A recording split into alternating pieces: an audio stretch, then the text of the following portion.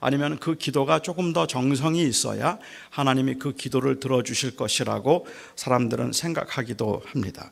그렇기 때문에 우리는 하나님 앞에서 정성을 보이고 또 열심히 해야 되고 계시록에 있는 말씀에 대한 오해일 수도 있겠는데, 우리가 하나님 앞에 드리는 그 기도가 향이 되어서 그 금접시에 담기면, 기도가 차면, 수가 차면, 그러면 그것이 하늘로 올라간다고 이야기를 해서 우리의 기도를 열심히 해서 그 기도의 이 수를 채우라고 하는 그러한 말도 듣기는 합니다만, 사실 계시록에 있는 말씀도 순교자들의 그 신원, 거기에 대해서 주님께서 하셨던 말씀은 하나님의 때가 되면 반드시 하나님의 나라가 임할 것이라는 것을 이야기하는 것이지, 기도의 숫자 채우면 된다는 이야기를 하고 있는 건 아니거든요. 그러니까 기도가 정성이 부족해서 정성을 채우고자 하는 의도라고 한다면 그것은 그렇게 바람직한 건 아니라고 생각을 하는데, 이방인들은 그렇게 생각을 했어요. 그래서 이방인들은 기도할 때에 많이 기도해야 들을 줄 안다고 생각을 했는데, 예수님께서는 그들에 대해서 그들을 지적하면서 가르치셨던 것 중에도 너희는 이방인처럼 중언부언하지 말라라고 얘기를 하시고, 이방인들은 많이 기도하여야 들을 줄 알거니와 하늘에 계신 너희 아버지께서는 너희가 기도하기 전에 너희 쓸 것을 미리 아신다라고 말씀하셨거든요. 그러니까 이방인들은 중언부언했는데 그 이유는 많이 기도하여야 들을 줄 알았기 때문에 중언부언한 겁니다. 중언부언 기도한다는 것의 의미는 단순히 말을 더듬는다는 게 아닙니다. 했던 말을 반복한다는 게 아닙니다. 어떤 분들은 대표 기도를 하면은 교인들이 막 조마조마한 분들이 계시죠. 막 왔다 갔다 하고 어디서 끝내야 될지를 모르고 막 왔다 갔다 하면, 그때 이제 종종 어떤 분들이 말씀하시기를 왜 자꾸만 저렇게 기도를 하면서 중언부언해 라고 이야기를 하는데, 그런 건 중언부언이 아닙니다. 중언부언의 의미는 meaningless repetition입니다. 이건 babbling이에요. 의미 없이 반복을 하는데, 그 이유가 뭔가 하면 많이 기도해야 들을 줄 안다고 생각하는 거죠. 마치 묵주를 돌리면서 기도하는 것처럼 하나님 살려주세요, 하나님 살려주세요, 하나님 살려주세요, 하나님 살려주세요, 하나님 살려주세요, 하나님 살려주세요 100번 했다. 하나님 살려주세요, 하나님 살려주세요, 하나님 살려주세요 200번 했다. 이제 2000번만 더 하면 돼. 하나님 살려주세요. 그렇게 기도하는 것을 주님께서는 오히려 중언부언이라고 말씀하시는 거예요. 하지 말라는 거예요. 그렇게 하나님께서는 이미 너에게 필요한 것을 아시니까 기도의 수를 채우려고 하지 말라는 이야기를 하고 계시는 거죠. 아마도 사람들이 그 기도의 정성으로 하나님 앞에 기도하면 하나님이 그 기도를 들어주신다고 생각하게끔 만드는데, 가장 큰 영향을 준 성경 구절이 있다면 예수님께서 비유로 말씀하셨던 누가복음 18장이 아닐까 생각합니다. 누가복음 18장에 보면 한 도시에 불의한 재판관이 있었고, 그리고 거기에 불쌍한 과부가 있었습니다. 이 불쌍한 과부에게 원한이 있었어요. 그 억울한 사정이 있어서 이 재판관을 찾아가서 자기의 억울한 사정을 말하고 그것을 들어달라고 간청을 합니다. 그런데 재판관이 듣지 않습니다. 성경에서는 예수님께서는 이 비유를 말씀하시면서 그가 듣지 않았던 이유를 불의했기 때문이라고 얘기를 해요. 그런 불의한 자이기 때문에 그 가난한 그리고 억울한 사정에 있는 그 과부의 사정을 들어주지 않는 거예요.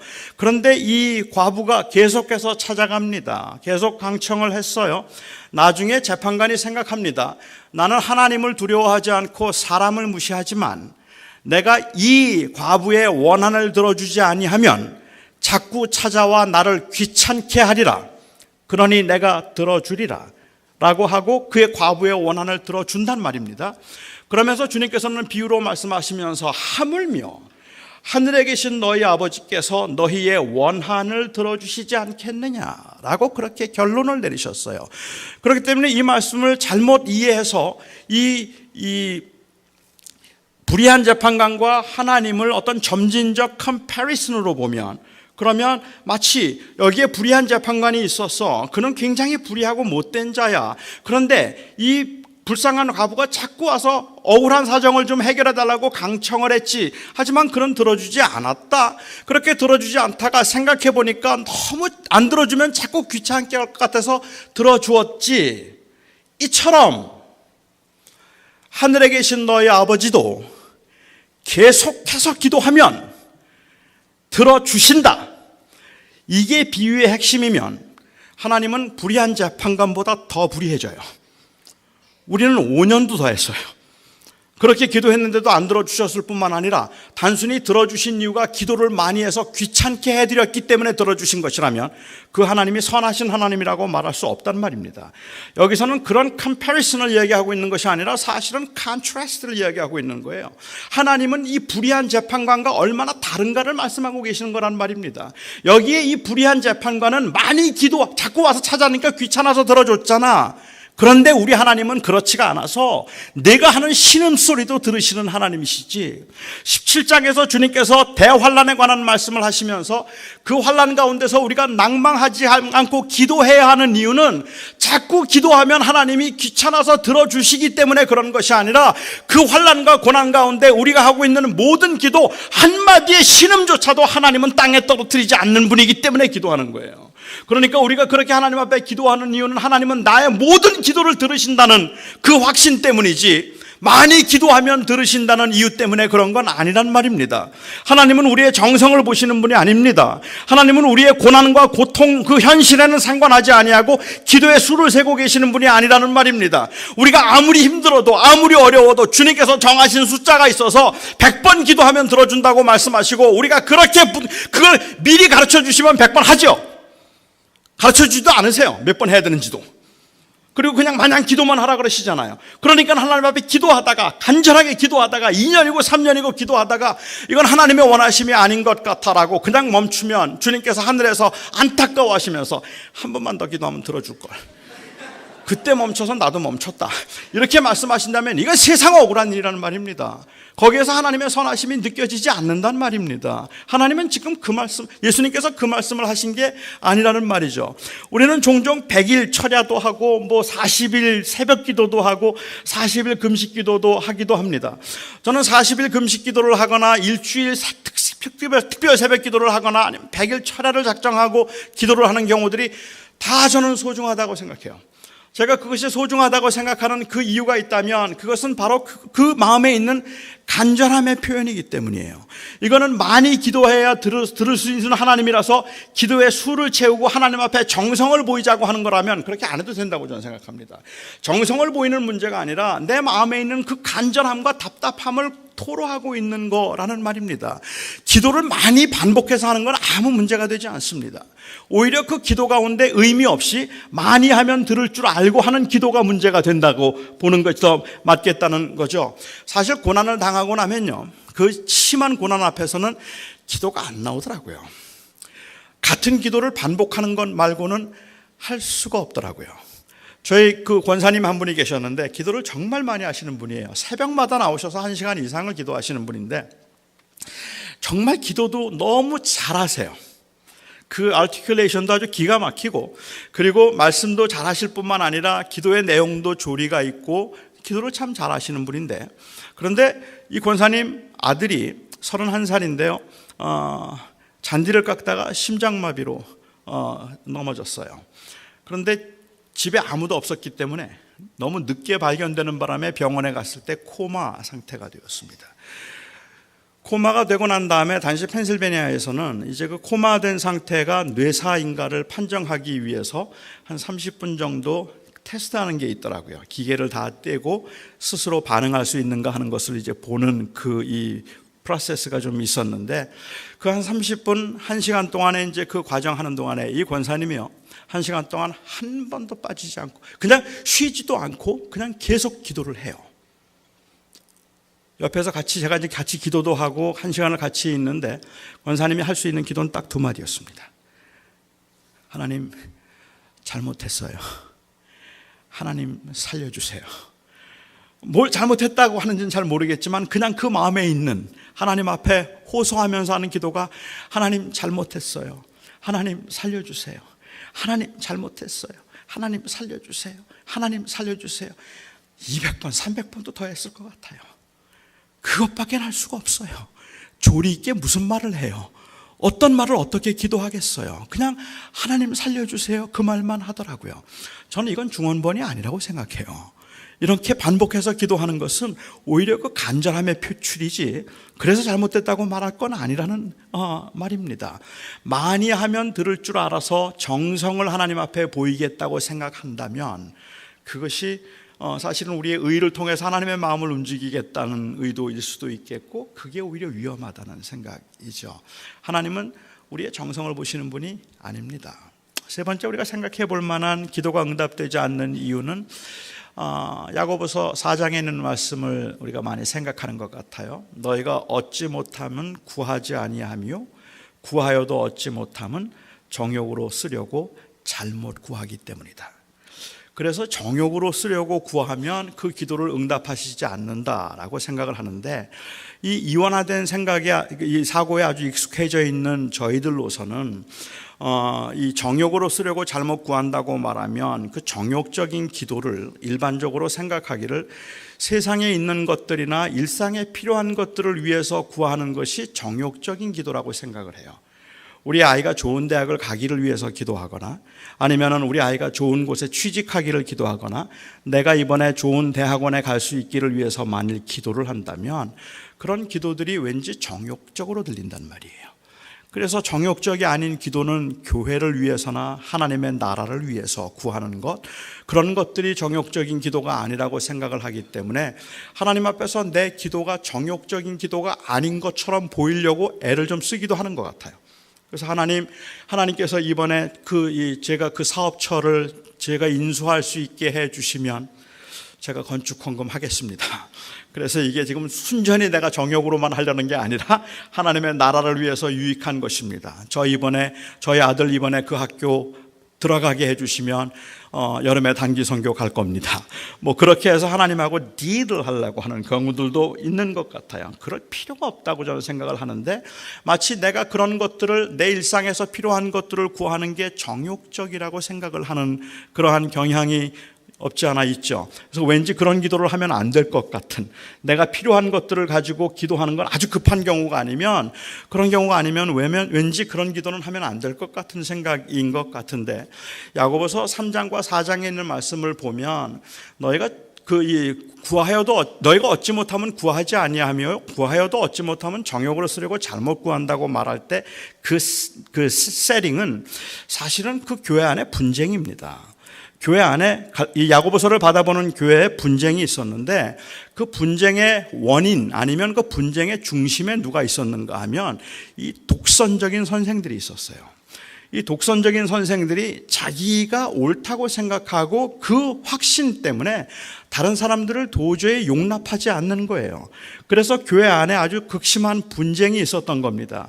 뭐 그럴 일이 없어야 되겠지만 이파와 저파로 나눠져서 교회가 싸우고 있다고 한번 가정을 해보죠. 그런 상황에서 사실 교회는 그러면 안 되니까, 그렇게 하면 안 되는데 그 서로 옳다고 싸우고 있는 겁니다.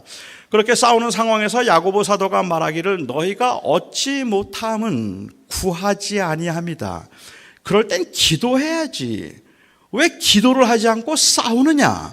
기도해라 하고 이야기를 해요. 그런데 기도해도 안 된다면 그것은 너희가 정욕으로 잘못 구하기 때문에 그렇다.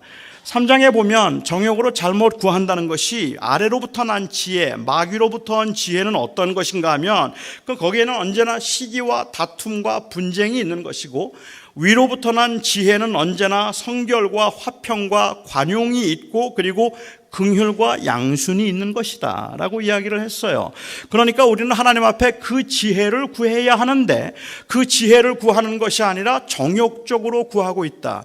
이 말을 제가 조금 패러프레이즈를 해보자면, 요즘에 어떤 기도를 하는 것이라고 볼 수 있냐면, 교회가 분쟁이 생기고 난 다음에 기도를 하면서 하나님, 저 악한 마귀들이 좀 물러나게 해주십시오. 저 악한 마귀들이 교회를 소란스럽게 만들고 있는데 저들 다 나가고 우리 교회가 좀 편안해질 수 있게 해주십시오라고 이렇게 기도를 하는 거예요. 그건 자기가 옳다고 하는 것 독선적인 자세에서 지금 나하고 반대하고 있는 자들은 다 마귀예요.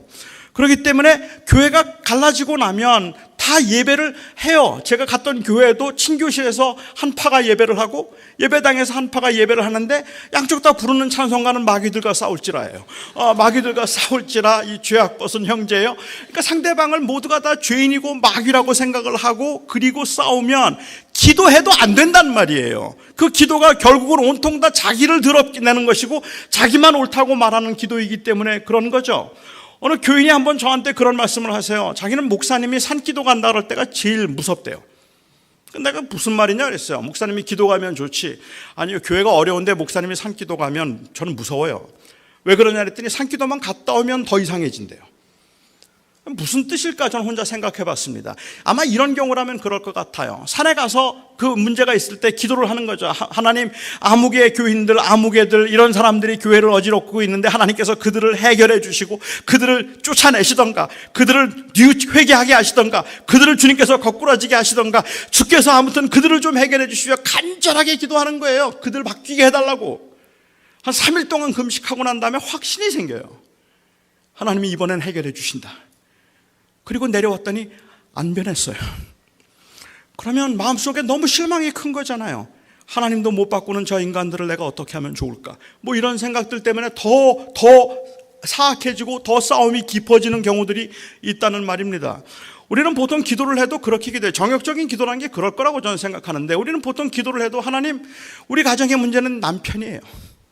남편 회개하게 해주시고 남편 돌아오게 해주시고 하나님, 우리 아내가 좀 하나님 앞에 제대로 돌아올 수 있게 해주시고 우리 자식들 회개하게 해주세요. 온통 그렇게 다른 사람들 다 변하게 해달라는 기도인데 그 안에 나는 없어요.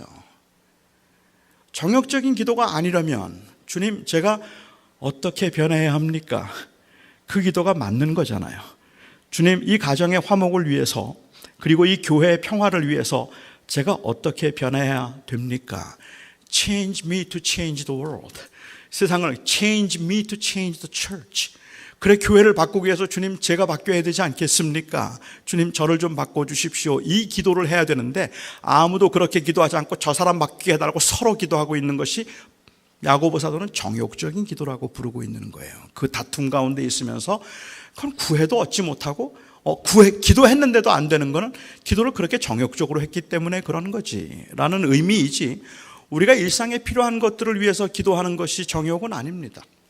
저는 여러분들에게 하나님 앞에서 그걸 굳이 정욕적으로 안 보이려고 애를 쓸 필요가 없다고 생각하고 그냥 사업을 위해서, 자녀들의 건강을 위해서 저는 충분히 기도할 수 있다고 생각합니다. 우리가 정말로 편안한 삶을 구하거나 아니면 우리에게 필요한 것들을 놓고 기도하는 것들, 저는 그게 기복이 아니라고 생각해요. 필요한 것을 위해서 기도하는 것은 우리가 마땅히 해야 할 일이라고 저는 생각을 하고, 기복적이라든지 아니면 기복주의는 그것은 인생의 궁극적인 목적을 거기에 둘 때입니다. 그게 마치 내 인생의 가치인 것처럼 생각한다면 그건 기복주의죠. 하지만 우리가 영원한 하늘의 소망을 두고 살아가면서 이 땅에서 어려움을 겪을 때마다, 힘든 일을 겪을 때마다 하나님의 도우심을 구하고 그곳에서 하나님의 역사하심과 임재를 구하는 건 문제가 되지 않잖아요. 그러니까 그 기도가 정욕적인 기도일 수는 없다는 말입니다. 어떤 분들은 말하기를 우리의 기도가 응답되지 않는 이유는 우리가 하나님의 뜻대로 기도하지 않기 때문이다 라고 말해요. 이거 너무 정답이에요.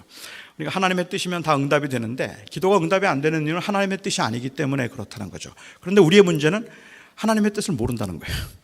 하나님의 뜻만 알면야 기도를 하겠는데 하나님의 뜻을 모르기 때문에 어떻게 하나님의 뜻대로 구하는 걸까? 물론 저는 그렇게 하나님의 뜻을 추구하면서 찾아가면서 기도하는 게 굉장히 소중한 모습이라고 생각을 하기는 하지만, 제가 경험한 바에 의하면 어느 때는 그 주님의 뜻대로 하시옵소서, 주님의 뜻을 따라 기도합니다라고 하는 그 말 자체가 때로는 자기의 의가 되는 일종의 패스워드가 되는 경우도 종종 있는 것 같아요.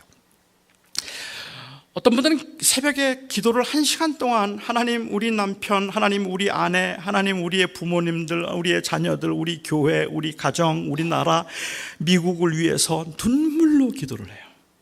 1시간을 그렇게 눈물로 기도를 하고 난 다음에 기도의 끝에 그러나 주님 내 뜻대로 마옵시고 아버지의 뜻대로 하옵소서, 그렇게 기도를 해요. 이 모든 기도를 내가 하고 있지만, 그렇지만 이 하나님의 뜻이 이루어지기를 원합니다 라는 그러한 의미일 것 같은데, 처음에는 제가 그게 잘 이해가 안 되잖아요. 아니 그럼 뭐하러 1시간씩 기도를 했지? 그냥 뜻대로 하세요 이러면 10초면 끝날 기도를 아버지의 뜻대로 하시옵소서라고, 내가 원하는 건 내 뜻대로 다 해놓고 그리고 난 다음에 그러나 내 뜻대로 마옵시고 아버지의 뜻대로 하옵소서라고 할 것 같으면 차라리 그냥 내가 기도한다고 뜻대로 되겠습니까? 아버지 뜻대로 하세요 이렇게 기도했으면 좋지 않았을까? 그런데 그 뜻대로 하시옵소서라는 기도가 정말 내가 이런 원함이 있지만 하나님의 뜻에 순종하고 맞추기를 원합니다라는 의도라면 저는 충분히 의미가 있다고 생각해요. 그럼 소중하다고 생각하는데 어떤 경우에는 그 기도 때문에 상처가 더 크더란 말이에요. 하나님, 저희 아들이 이번에 좋은 그 직장에 취직하기를 원합니다. 꼭 취직할 수 있게 해주세요. 하지만 내 뜻대로 마옵시고 아버지 뜻대로 아버지 뜻대로 해 주시옵소서. 그렇게 기도를 해요. 그리고 아버지 뜻대로 취직이 안 됐어요. 아버지 취직이 안 되면 그러면 너무 마음이 상하는 거예요. 그래서 내가 아버지의 뜻대로 하시옵소서라고까지 기도했는데 그런데도 안 들어주시다니. 내가 하나님 뜻대로 하시옵소서라고 했잖아요. 그쯤 했으면 이 솔로몬이 지혜를 구할 때 부와 수도 주신 하나님께서 그렇게 다 주셨는데 그렇게 지혜를 구하면 하나님이 다른 거 다 주셨던 그 하나님이 내가 하나님 앞에 그래 하나님의 뜻대로 하시옵소서라고 기도하면 그러면 하나님께서 알아서 다른 것들은 다 채워주셨어야지 뜻대로 하시옵소서라고 기도했는데 진짜 뜻대로 하시네? 이러면 마음이 상할 수도 있단 말이에요. 근데 그런 게 아니잖아요. 우리의 소망은 내 원함이 내 뜻대로 이루어지기를 원하는 건 아니니까 아버지 뜻대로 하시옵소서라는 건데 기도가 왜 뜻대로 하시옵소서라고 기도를 해야 되는 것이 마치 내 기도가 응답되도록 만들기 위한 일종의 키워드라고 생각한다면 그것도 아니란 말입니다. 왜 기도가 응답이 되지 않을까? 믿음으로 기도하지 않으니까 응답이 안 된다. 정성이 부족해서 응답이 안 된다. 기도를 정욕으로 구했기 때문에 기도가 응답이 안 된다. 하나님의 뜻대로 구하지 않았기 때문에 기도가 응답이 안 된다. 그것 말고도 기도가 응답되지 않는 이유들은 정말로 많을 것 같은데 그런데 저는 그래서 기도가 응답되지 않는 이유들을 찾고 있는 그 패러다임 자체가 저는 문제가 있다고 생각을 하는 거예요. 왜 하나님이 응답하지 않으셨다고 생각할까? 도대체 우리는 기도를 통해서 뭘 추구하고 있는 걸까? 예수님께서 말씀하실 때 구하라 주실 것이요 찾으라 얻을 것이요 두드리라 그리하면 열릴 것이라고 말씀하셨습니다. 그리고 난 다음에 주님께서 비유를 말씀하셨습니다. 이 자식이 떡을 달라 하는데 돌을 줄 아비가 없으며 자식이 생선을 달라고 하는데 뱀을 줄 아비가 있겠느냐? 너희가 악한 아비라도 자식에게 좋은 것을 줄 줄 알거든 하물며 하늘에 계신 너희 아버지께서 너희에게 좋은 것을 주시지 않겠느냐? 우리가 구하면 구한 것을 주신다고 말씀하지 않으시고 좋은 것을 주시겠다고 하셨어요. 좋은 것을 주시지 않겠느냐? 그런데 이 비유에 조금 함축되어 있을 법한 그 의미가 있다면 우리가 하나님 앞에 구할 때 너희가 이 악한 아비라 할지라도 자식이 떡을 달라고 하면 돌을 줄 아비가 없다고 하셨잖아요. 떡을 달라고 하는데 돌을 주진 않겠죠. 근데 주님의 비유 가운데 이게 그렇게 큰 의미가 있는 건 아니겠지만 뭐래도 주님이 좋은 걸 주신다는 의미이긴 하겠지만 팔레스틴 지방에서는 이 돌과 떡이 좀 비슷하게 생겼다 그래요. 그래서 다 딱딱하고 거무틱틱하고 둥그스름해서 보통 사람들은 문제가 안 되지만 어린 아이들의 경우에는 자칫 그것이 구분이 안 될 수도 있어요. 돌인지 떡인지 잘 모를 수도 있단 말이에요. 그런 만약에 상황이었다고 한번 설정을 해본다면 어떤 아이가 만일 떡을 달라고 한다면 아버지가 그 자식에게 떡을 줄까요? 떡을 픽했다면 돌이 아니라 당연히 떡을 주죠. 그런데 그 아이가 돌을 픽하면 어떻습니까? 돌을 먹겠다고 하면 그 아이에게 돌을 줄까요? 떡을 줄까요? 좋은 아버지라면 당연히 떡을 주죠. 돌을 구해도 떡을 줍니다. 돌을 구할 때 돌을 줄 아비가 있을까요? 있어요. 저 같은 아버지입니다. 저는 자식이 돌을 달라고 하면 돌을 줬어요. 제가 자식이 돌을 달라고 할 때 돌을 주었던 이유는 저희 자식의 웰빙보다 저에게 중요했던 것은 저의 레퓨테이션이에요. 그렇기 때문에 저는 자식이 돌을 달라고 하면 돌을 줬습니다. 제 딸의 경우를 생각해 보면 저희 딸은 제가 학교에 있을 때 딸을 낳았는데 학교에서 딸을 낳았는데 학교에 있을 때는 그래도 시간적인 여유가 좀 있었던 것 같아요. 단순히 첫 아이라서가 아니라 시간적인 여유도 있고 정신적인 여유가 있었기 때문에 저희 딸은 제가 목욕을 시켜주고 제가 성경을 읽어주고 자기 전에 항상 기도를 해주고 그리고 그 아이와 같이 산책을 하고 놀았던 기억들이 굉장히 많습니다. 그리고 저의 큰 아들은 제가 교회를 개척하고 2년 후에 낳았습니다. 교회를 개척하고 난 다음에는 교회 일이 얼마나 바쁘고 얼마나 많았는지 저는 새벽에 나가면 밤에 들어왔어요. 그러니까 제 아이가 잘 때 나가고 제 아이가 잘 때 들어왔습니다. 저는 그렇게 제 아이가 잘 때 들어가고 잘 때 나오고 일을 하다 보니까 이 아이에 대해서 지금 기억에도 저는 저희 아들을 기도해 준 기억이 없어요. 저희 아들과 같이 목욕을 시켜준다든지 같이 어릴 적에 놀아준 기억이 별로 없기 때문에 저는 우리 큰아들에 대해서 굉장한 미안함이 있어요. 목회하면서 이 아이와 함께 시간을 보내지 못했기 때문에 저는 절대로 좋은 아버지가 아닙니다. 이 아이에게는 절대로 좋은 아버지가 아니었지만 그럼에도 불구하고 저는 저희 아들에게 제가 좋은 아버지라는 말을 듣고 싶어요. 좋은 아버지 구실은 못했어도 이 아이가 나를 좋은 아버지라고 생각해 주면 좋겠다 하는 그러한 이 간절한 마음이 제 안에 있기 때문에 어쩌다가 제가 한번 아이들이 어릴 적에 그로서리 쇼핑을 가면 같이 쇼핑을 하는 중에 제 아들이 그래요. 아빠 아이스크림이 먹고 싶어. 그러면 저는 눈이 번쩍 띄입니다. 아이스크림? 당연히 사줘야지. 누가 다 달랬는데. 그리고는 쫓아가서 내가 원하는 대로 다 골라봐. 이것저것 다 고릅니다. 다 사줘요. 저는 돈이 없어도 사줘요. 그 아이에게 다 사주죠. 그리고 아빠 빵 사야지. 무슨 빵 원하는데 네가 한번 골라봐. 그러면 자기가 원하는 걸 또 다 골라요. 골라가지고 오면서 저한테 그래요. 아빠가 최고래요. 엄마는 이런 거 하나도 안 사줘. 그런데 아빠가 정말 최고예요. 엄마는 하나도 안 사줘. 그러면서 아빠가 정말 좋은 아빠라고 너무 좋다 그래요. 저는 그게 듣고 싶은 거예요. 그리고 집에 들어가면 제 아내가 난리가 납니다. 제 아내가 막 난리가 나서 이거 다 먹고 애가 죽어도 좋으냐부터 시작을 해서 도대체 애를 생각하고 있는 거냐 마는 거냐, 아이들 생각한다면 어떻게 그렇게 사달라는 걸 다 사줄 수가 있겠는가, 그렇게 얘기를 해요. 제 아내의 경우에 있어서는 그 아이와 함께 하면서 제 아내를 얼마나 좋은 엄마라고 생각하는가 하는 것보다 훨씬 더 중요한 문제가 이 아이의 웰빙이에요.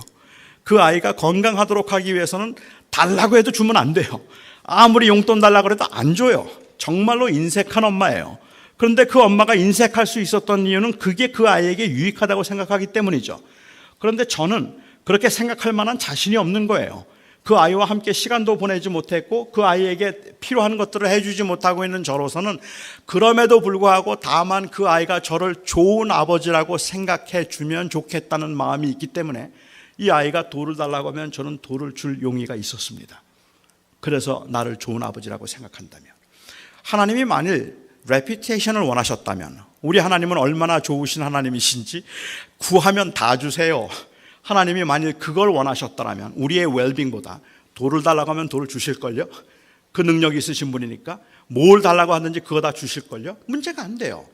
그리고 하나님은 정말 좋은 분이라서 달라면 다 주셔라고 말하는데 우리는 그 주님께서 주신, 내가 구해서 얻은 것들 때문에 다 죽어가고 있을지도 몰라요.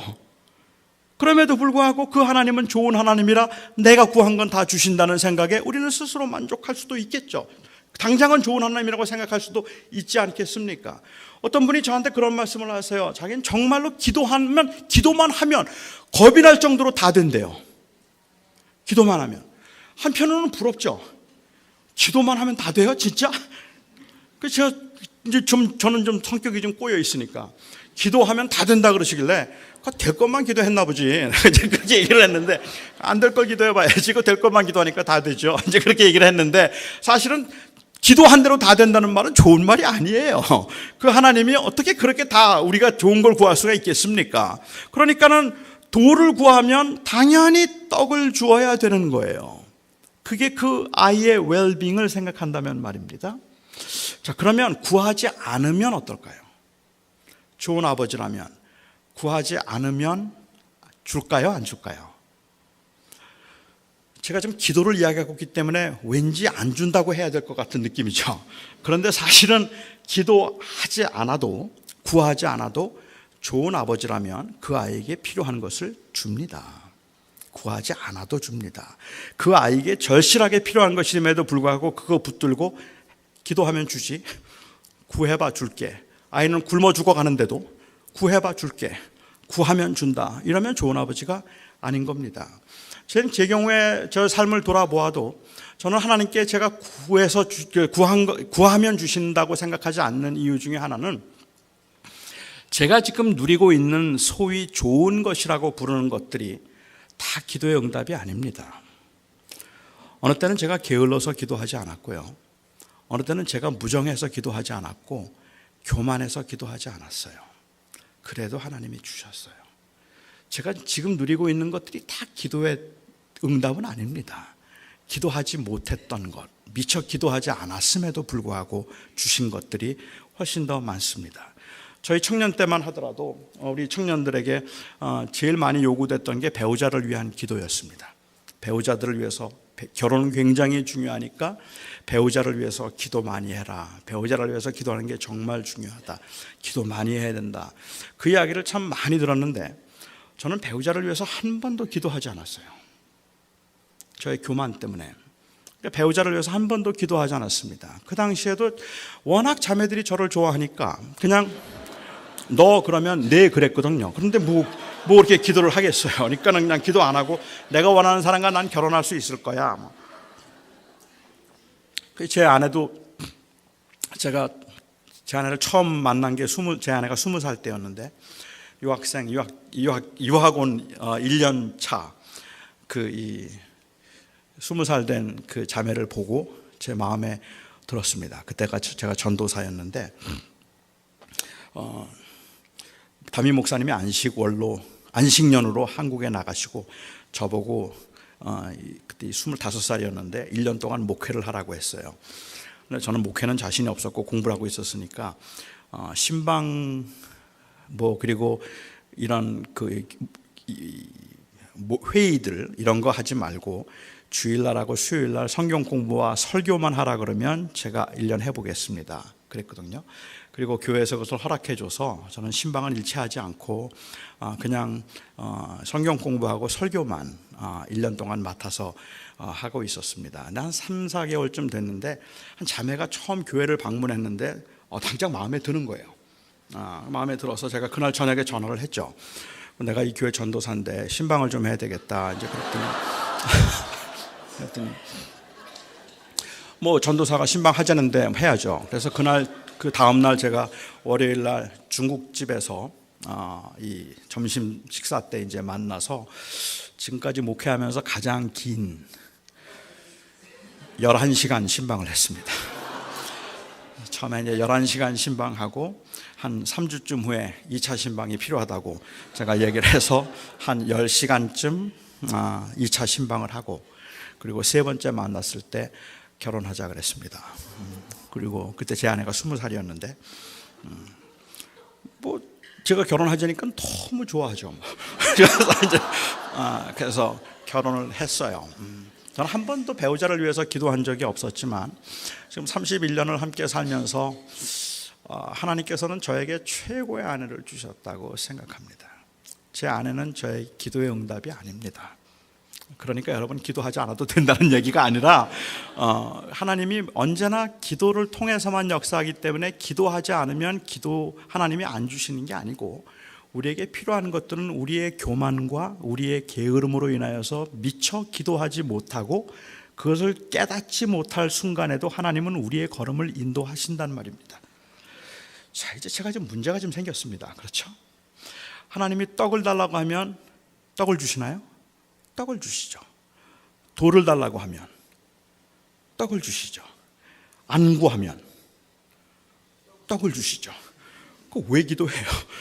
도대체 뭐 때문에 기도하죠? 왜 기도할까요? 이게 기도에 대한 혼란이 생기는 부분이라고 저는 생각해요. 하나님께 우리가 필요한 것을 얻어내기 위한 수단으로 하나님은 기도하라고 말씀하신 게 아닙니다. 구하라 주실 것이요 찾으라 얻을 것이요 두드리라 열릴 것이라는 말씀을 통해서 내가 이 땅에 살아가면서 필요한 것들을 얻어낼 수 있는 수단으로 하나님께서는 그 기도를 말씀하신 게 아니었다는 말이죠. 우리는 기도에 대한 오해가 종종 어쨌든 제가 잠깐 말씀을 드렸던 것처럼 우리는 정말로 강하고 싶어요. 그런데 강하기 위해서 힘이 필요하단 말이에요. 그러니까 우리는 기도를 무엇으로 생각하는가 하면 기도는 내게 필요한 힘을 얻어내는, 즉 나를 강하게 할 수 있는 수단이라고 생각하는 거예요. 그런데 제가 이해하는 기도는 나를 강하게 하는 수단이 아니라 강함이 되시는 주님을 의지하도록 하는 수단입니다. 내가 얼마나 강해지는가가 중요한 게 아니라 그 강함이 되시는 주님을 내가 어떻게 붙들고 살아갈 수 있겠는가 하는 것이 바로 그 기도의 핵심이라는 말이죠. 내가 원하는 대로 다 되어지지는 않지만 그 하나님이 내 삶을 주관하시고 그 하나님이 나와 함께 하셔서 내 걸음을 인도하신다는 것을 믿어서 하나님을 신뢰해서 그 하나님을 맡길 수 있게 만드는 게 기도의 능력이지, 하나님으로부터 내가 필요한 것들을 다 얻어내서 내가 아주 슈퍼파워를 가진 뭐가 되는 게 그게 기도회가 아니라는 말입니다. 그러니까는 무엇이든지 구하라고 말씀하실 때 이 의미는 주님께서 말씀하신 건 필요한 것들을 때로는 기도를 통해서 주기도 하시지만 때로는 안 주기도 하시고, 하지만은 그 모든 것들을 통해서 하나님이 내 인생을 주관하고 계시는 너의 아버지라는 사실을 경험하라는 말씀이 바로 기도를 하라고 하신 말씀이라고 볼 수 있다는 말입니다. 제가 신학교에 있을 때 저희 학교 그 교수님 중에 닥터 그린웨이라고 있었습니다. 라저 그린웨이라고 하는 분이 계셨는데 이분이 한 12년 동안 멕시코 선교사로 선교를 하셨던 분입니다. 그분이 한 번은 자기 경험을 저희들에게 말씀해 주신 적이 있어요. 멕시코에서 선교를 할 때였는데 오후 늦은 시간, 저녁 시간에 누가 밖에서 문을 두들겼대요. 나가보았습니다. 그랬더니 한 10살쯤 되어 보이는 이 멕시코 여자아이가 문 앞에 서 있는 거예요. 아주 꾀죄죄하고 두려움에 가득 찬 모습으로 그 앞에 서 있었습니다. 이 아이가 너무 불쌍해 보였어요. 그러니 애가 일단 집으로 들어오라고 했습니다.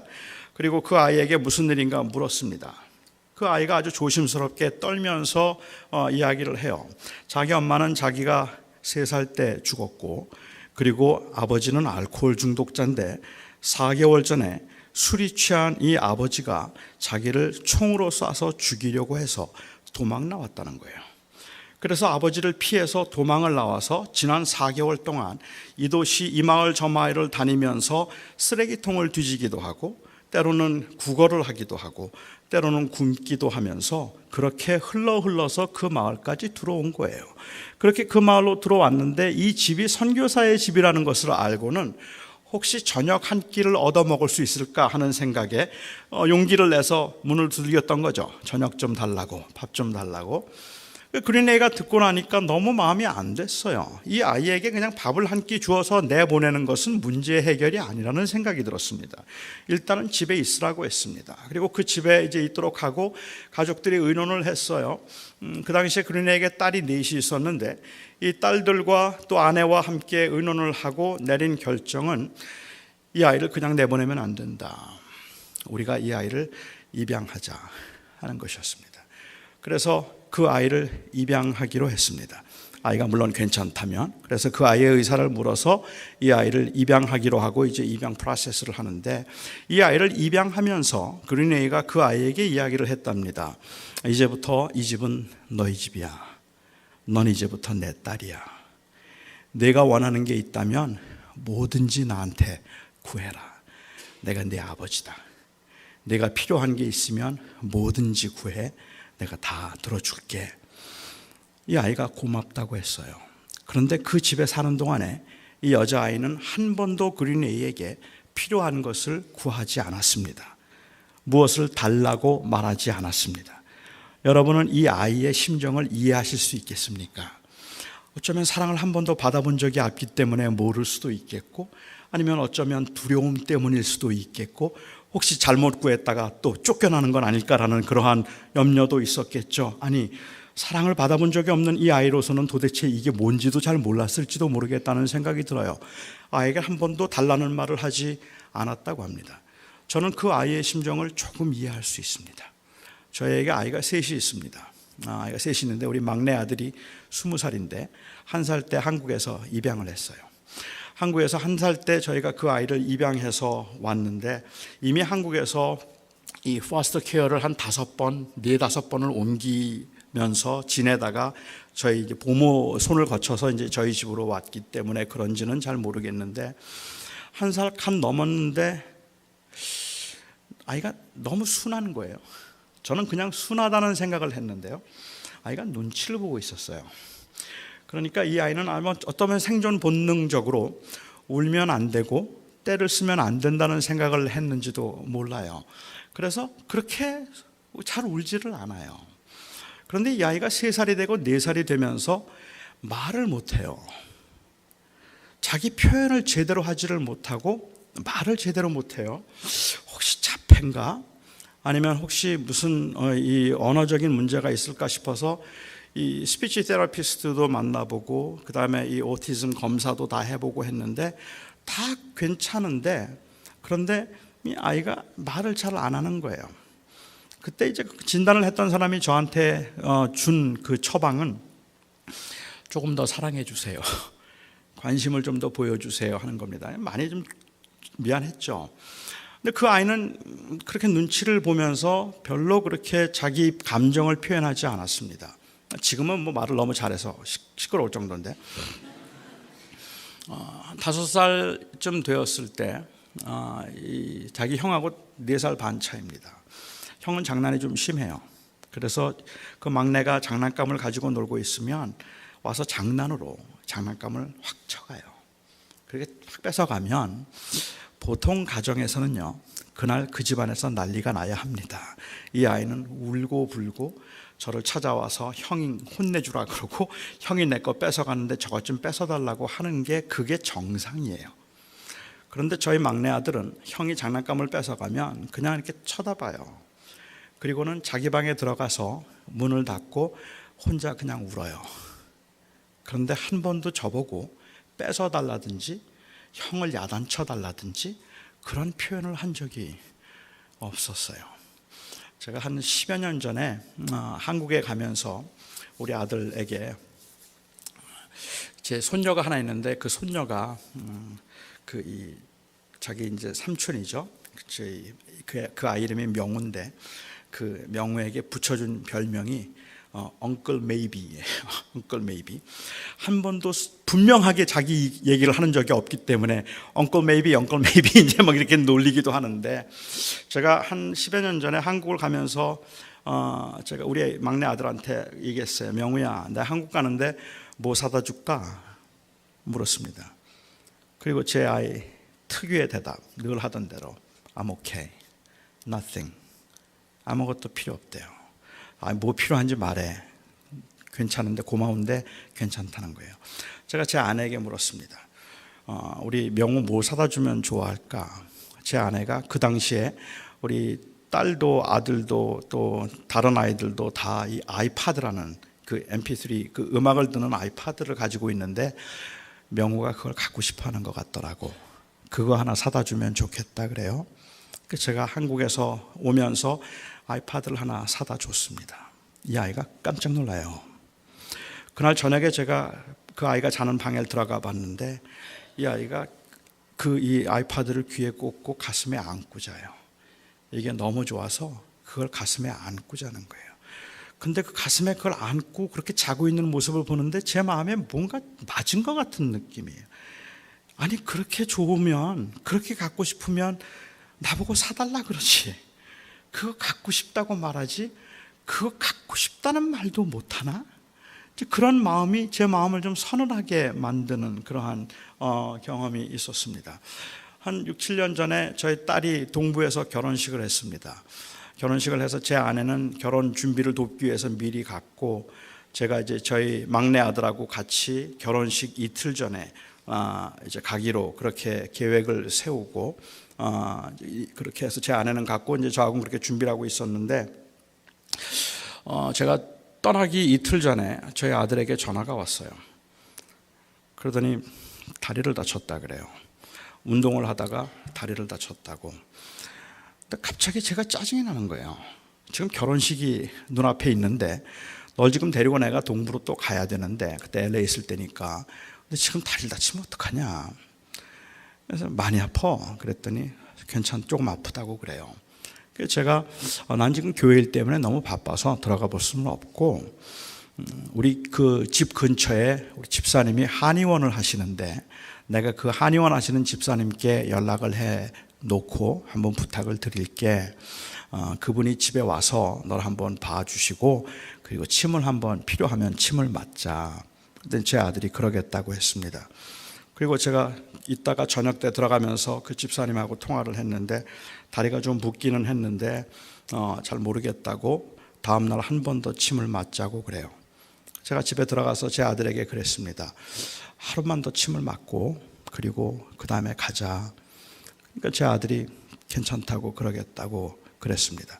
그러니까 전 다음날 이제 침을 맞고 가면 되니까 그렇게 하고 이제 방으로 들어갔죠. 그리고 아침에 제가 새벽 기도를 가기 위해서 한 4시 반쯤 일어나서 나오는데 근데 저희 아들 방에 불이 켜져 있어요.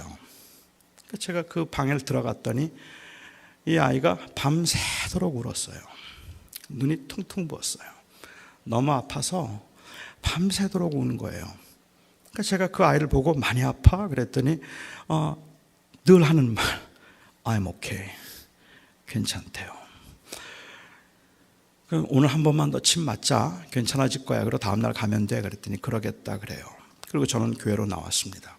교회 일이 좀 많긴 했지만 오전이 되는데 마음이 부딪혀서 못 견디겠는 거예요.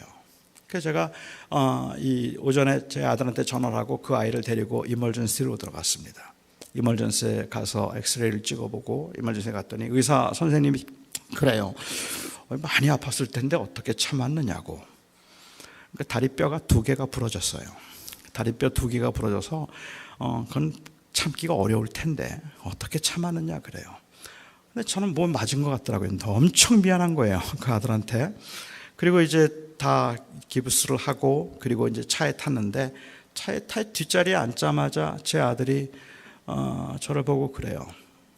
Daddy, I'm so sorry. And I truly thank you. 아빠, 정말 미안해. 그리고 정말 고마워. 그 말을 듣는데 제가 갑자기 속에 뭐가 맞은 것 같은 갑자기 화가 나서 소리를 쳤어요. 야단을 치는 거예요. 이놈아, 그럴 때는 미안하다 그러는 거 아니야. 그럴 땐 미안하다 그러는 거 아니야. 오히려 나한테 화를 내는 게 맞는 거야. 아빠 들었지? 다리 부러졌대잖아. 그런데 침 맞으면 된다고? 아빠는 교회가 더 중요해? 내가 더 중요해? 이렇게 말하는 거야. 미안해가 뭐야? 뭘 미안해? 뭐가 고마운데? 그걸 왜 고맙다 그래? 근데 그 말을 하면서 제 마음속에 들었던 생각은 여전히 제가 마음속에 가졌다는 그 아픔이 있다면 이 아이가 아직도 나를 아버지라고 생각하지 않나 하는 생각이에요. 이 아이가 나를 아버지라고 아직도 생각하지 않나? 그게 마음에 이게 걸려서 그게 참 마음이 아프더란 말입니다. 저희가 작년에 루이빌로 이사를 왔습니다. 이사 오고 난 다음에 저희 아들은 캘리포니아에 있었어요. 아들 둘이 다 캘리포니아에 있었는데 저희 큰아들이 저한테 그래요. 명우가 루이빌에 가고 싶어 하는 것 같다는 거예요. 그래서 그래? 나한테는 그런 얘기 안 했는데 그랬더니 자기한테 슬쩍 그 얘기를 했대요. 루이빌 가고 싶어 한다고.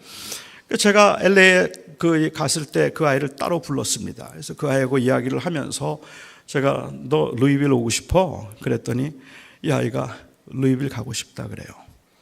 그러면 오면 되지. 학교 그럼 트랜스퍼해서 오면 되는 거지 뭐가 걱정이야 그랬더니 그 아이가 대뜸 저보고 그래요. 아빠 나 가도 돼? 그래요. 그럼 와도 되지. 당연히 와도 되지. 그랬더니 왜 안 되는데? 왜 말을 못 하는데? 그랬더니 이 아이가 하는 말이 막 엉엉 울어요. 엉엉 울면서 미안해서 그렇지. 그래요.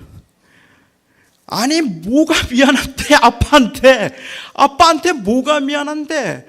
그런데 이 아이가 그냥 미안해서 그렇지. 아무 걱정하지 말고 와. 이틀 만에 왔어요.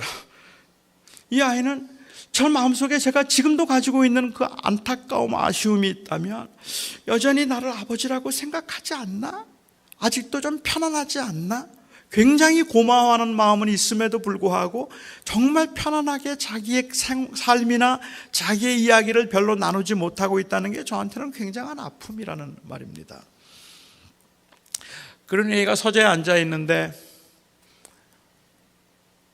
이 여자아이가 문을 두들기더니 들어왔습니다. 그리고는 책상 옆에 조용히 섰어요. 그런 애가 돌아 앉으면서 물었습니다. Honey, what can I do for you? 왜 그래? 뭐 해줄까? 무슨 일이야? 그러자 이 아이가 아주 조심스럽게 아주 떨리는 소리로 Papa, I need a shoelace. 아빠, 신발끈이 하나 필요해요. 근데 그 말을 듣는 순간에 그린웨이는 돌아앉아서 울었다고 했어요. 막 너무 감격스러워서 울었다 그랬어요. 얘가 나보고 아빠라 그랬어. 얘가 나한테 자기가 필요한 걸 달라고 그랬어. 그게 너무 감동스러워서 울었다고 했어요. 주님께서 우리들에게 말씀하시면서 험난한 세상을 살아가고 버겁고 힘들고 외롭게 살아가는 저희들에게 주님께서 말씀하시기를 구하라 주실 것이요 찾으라 얻을 것이요 두드리라 열릴 것이니 구하라고 말씀하시고, 그리고 주님 하늘에 계신 너희 아버지께서 너희에게 제일 좋은 것을 주시지 않겠느냐? Ask him anything and know that he is a good father. 너는 그렇게 하나님 앞에 기도하고 하나님이 너희 아버지이신 것을 경험하라. 어쩌면 주님께서, 아니 사실 주님께서 말씀하신 것은 바로 이걸 말씀하신 거란 말입니다. 뭐든지 구해, 뭐든지 기도해, 하나님은 내 아버지시다. 그러니까 그 하나님의 아버지 되심을 이 땅에 사는 동안에 그 하나님과 동행하며 살아가고 그 하나님을 경험하라고 말씀하셨는데, 우리는 기도를 통해서 하나님의 아버지 되심을 경험하고 그 아버지를 의존하고 아버지와 동행하는 삶을 추구하는 것이 아니라, 우리는 사실은 그 하나님과 엄청난 거리를 둔 상태에서 오히려 그 하나님 아버지를 창고지기 마음씨온 아저씨 정도로 생각해서 어떻게 하면 저분의 마음을 좀 움직여서 저 창고에 있는 것들을 좀 얻어낼 수 있을까를 생각하고 기도의 응답에 관한 이야기들을 하고 있는 것 같단 말이에요. 하나님께서는 그런 이야기를 하는 거 계시는 것이 아닌데, 오히려 주님께서는 내가 네 아버지야 알지? 그러니까 넌 나하고 같이 살자, 그 말씀을 하고 계시는데, 우리는 아니요, 그거 말고 그냥 저한테 이것 좀 주세요, 저한테 이것 좀 주세요, 왜 이거 안 주세요? 안 주면 섭섭해하고 실망하는 그러한 모습이 어쩌면 우리들의 모습일지도 모르겠다는 생각을 하는 거죠. 하나님이 우리에게 원하시는 건 관계예요. 저는 분명하게 말씀드릴 수 있는 것은 기도하지 않아도 하나님이 여러분들에게 필요한 거 아마 주실 겁니다. 아마 주시지 않고 있는 것이 있다면 그것은 어쩌면 하나님께서는 우리에게 필요한 것이 아닐 수도 있어요.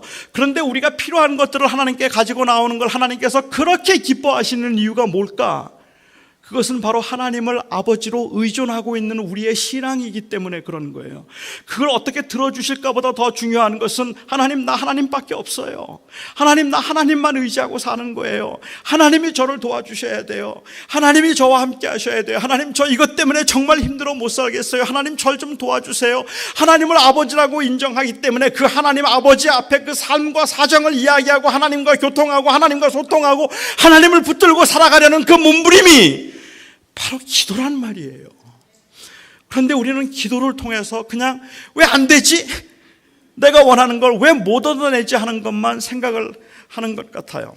제가 한 번 LA에 어느 교회를 갔는데 거기에 한 분이 자매가 저를 찾아왔어요. 그리고 이야기를 하면서 남편이 얼마 전에 남편이 교통사고로 다리 2개가 절단됐어요. 다리 2개가 절단됐는데 5살, 6살 된 딸 2이 있는데, 근데 이제 다리를 다 절단한 거죠. 근데 이 집에서 가정 예배를 하거나 식사를 할 때 기도를 하면 이 2 딸이 늘 그렇게 기도를 한대요. 하나님, 우리 아버지 다리 좀 나오게 해주세요. 우리 아버지 다리 좀 나오게 해주세요. 그 기도를 한대요. 저는 그 자매가 이제 저에게 그 상담했던 내용은 자기는 다리가 안 나오는 걸 너무 잘하는데 그 다리는 나올 다리가 아닌데 이제 끊어졌는데, 그런데 아무리 기도해도 그건 아니야. 그러니까 그 기도는 이제 그만하자. 이렇게 딸들에게 이야기를 해 주어야 할지, 아니면은 여전히 하나님 앞에 내 다리가 아버지 다리가 나오게 달라는 기도를 해야 할지, 어떻게 하는 게 더 좋겠느냐고 물었어요. 제가 그 답을 알 수가 있겠습니까? 저는 잘 모르기는 하지만 저라면 그냥 계속 기도하게 하겠다라고 얘기했어요. 그 기도가 응답되지 않을 것에 대한 두려움을 미리 갖지 말고 그 어려움과 아픈 현실들을 가지고 마음에 소원하는 것들을 하나님 앞에 기도하고 그 하나님 앞에서 씨름하는 법을 배우는 게 내 기도가 될까 안 될까를 묻는 것보다 훨씬 더 중요한 질문일 것 같다 생각했습니다. 저는 많은 분들이 제가 이렇게 얘기를 하면 아마 어쩌면 그럼 누가 기도합니까? 라고 말할지 모르겠어요. 그런데 어쩌면 제 생각에는, 아니 제가 기대하기에는 우리가 진짜 기도를 열심히 해야 되는 이유가 이거 아니겠습니까? 우리가 하나님이 내 기도를 들으시고 하나님이 나와 함께 하신다는 사실, 내 원함을 이루기 위해서가 아니라 나의 아버지와 함께 동행하겠다는 그 간절한 열망이라면 이게 우리를 기도하게 만드는 힘이죠. 그래서 우리는 이건 될까 안 될까를 묻지도 않고, 이런 기도 해도 될까 안 해도 될까 해도 묻지도 않고, 우리는 그냥 우리에게 있는 그 필요한 것들과 아픈 것들과 우리가 원하는 것들이 있다면 하나님은 내가 원하는 대로 주시거나 기도하는 대로 주시는 분이 아니라는 사실로 인한 그 안심 때문에 우리는 오히려 하나님 앞에 뭐든지 구하죠. 그리고 그 기도를 통해서 내게 응답되어서 내게 주어진 것으로 인한 그 기쁨 이상으로 하나님이 내 하나님이라는 것을 경험하고 아버지 되심을 경험하며 오히려 기뻐할 수 있다고 생각합니다. 그래서 저는 우리는 무엇이든지 주님께 구하고 우리의 마음을 하나님 앞에 쏟아내고 그렇게 기도하면서 하나님을 아버지로 경험하는 그러한 그 복된 삶을 이 땅에 사는 동안에 살아갈 수 있을 뿐만 아니라, 우리는 사실은 내 원하는 것들이 이루어지는 것보다, 아까 말씀드린 것처럼 내가 그만큼 강해지는 것보다 우리에게 더 절실한 것은 강함이 되시는 하나님을 내가 놓치지 않고 살아가는 것, 그게 우리에게는 더 큰 소망입니다. 그래서 우리는 기도합니다. 그래서 우리는 기도하지 않을 수 없습니다. 기도한 대로 잘 안 됐다고 낙심했던 분들, 기도한다고 뭐 되겠어? 기도가 한다고 무슨 의미가 있겠어? 아무리 기도해도 응답이 안 돼서 상처받고 마음을 닫고 하나님을 향해서 약간은 섭섭한 마음으로 오히려 이 버겁게 믿음을 지키며 살아가는 분들도 계실 텐데, 저는 오늘 이 시간에 하나님의 마음을 좀 헤아려서 아버지 하나님을 부를 수 있기를 바랍니다. 우리 함께 찬송 한 곡 하고 우리 나가도록 할까요? 우리 찬송 오늘